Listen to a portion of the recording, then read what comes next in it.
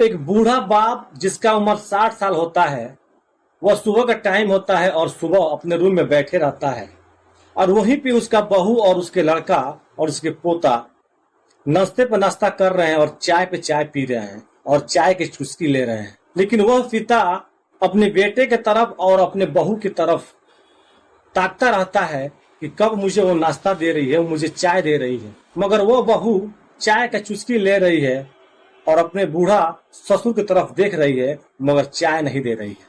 अब ससुर भूख के मारे टपटपाते हैं, फिर भी इंतजार करते हैं कि बहू नाश्ता करके अब लाएगी, मगर ना बहू लाती है चाय, ना पोता चाय लाता है और ना बेटा चाय लाता है। अब वो उठ के अपने रूम में चले जाते हैं और अपने पत्नी के फोटो लेकर रोने लगते हैं। बोलते हैं कि आज तुम अगर होती तो वैसा दिन हमें देखने को नहीं मिलता। उनका पत्नी मर चुकी होती है। अब ये बात अपने पत्नी से बोलते हैं और रोने लगते हैं और फिर अपने आप में फैसला लेते हैं कि मुझे यह घर में नहीं रहना है।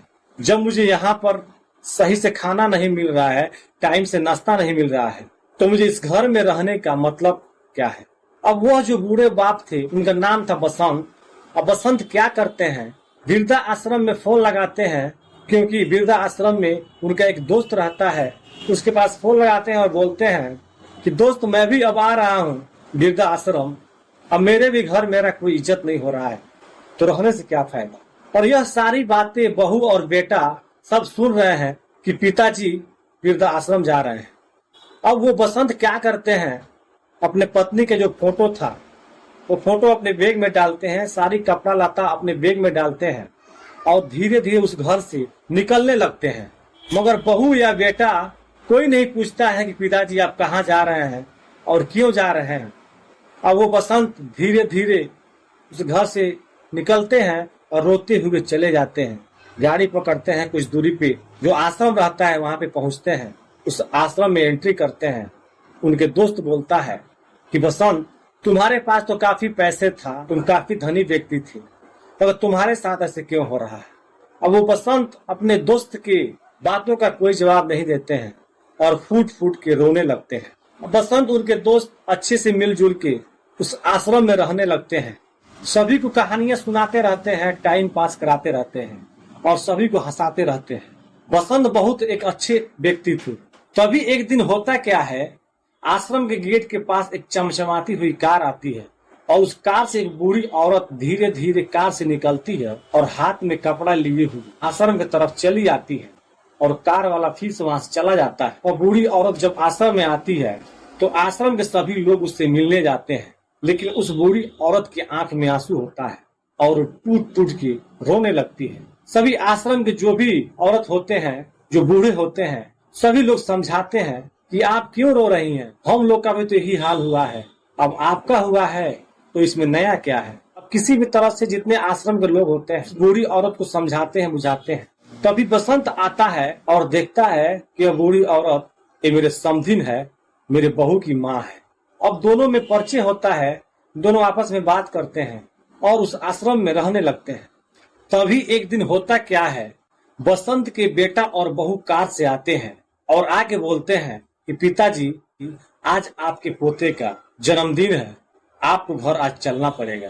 तो बसंत बोलता है कि मैं अब उस घर में मैं क्यों जाऊंगा, जिस घर में मेरा इज्जत नहीं, मेरा कोई महत्व नहीं, तो मैं उस घर में क्यों जाऊंगा, मुझे उस घर में नहीं जाना है। लेकिन बसंत के जो बहू होती है, जो बहुत चैप्टर होती है, वो सोचती है कि यह मेरे ससुर अगर मेरे घर नहीं जाएंगे, सारे रिश्तेदार आएंगे तो क्या कहेंगे कि वो कहाँ है। तो बहू बोलती है नहीं पिताजी माफ कीजिए, हमें माफ कीजिए, मैं हाथ जोड़ रहा हूँ, आपको घर चलना पड़ेगा। और बेटा भी बोलता है कि पिताजी जो गलती हुआ उसे माफ कीजिए और घर चलिए, आज बर्थडे है और सभी मेहमान आएंगे। अब किसी भी तरह से बसंत को उनके बेटे और बहू मना के बसंत को लेकर जाने लगते हैं। तभी बसंत बोलता है कि जिस तरह से हमें लेके जा रहे हो उस तरह से हमको ला के कल छोड़ देना। तो बहू बोलती है ठीक है पिताजी। अब बसंत जब अपने घर पहुंचता है और सारे मेहमान आते हैं, बर्थडे का जो प्रोग्राम होता है केक काटने का, अब कार्यक्रम चालू होता है। तो जितने मेहमान होते हैं उस बसंत से आके मिलते हैं कि क्या हाल है आपका, ठीक है ना, और आप कहाँ रह रहे हैं। तो बसंत बोलता है, मैं तो घर ही रह रहा हूँ, मगर कुछ दिन के लिए मैं बाहर गया था कुछ काम से, आज ही आया हूँ। अब बर्थडे होता है, सभी लोग खाते पीते हैं, फिर रात होता है, सभी लोग सो जाते हैं।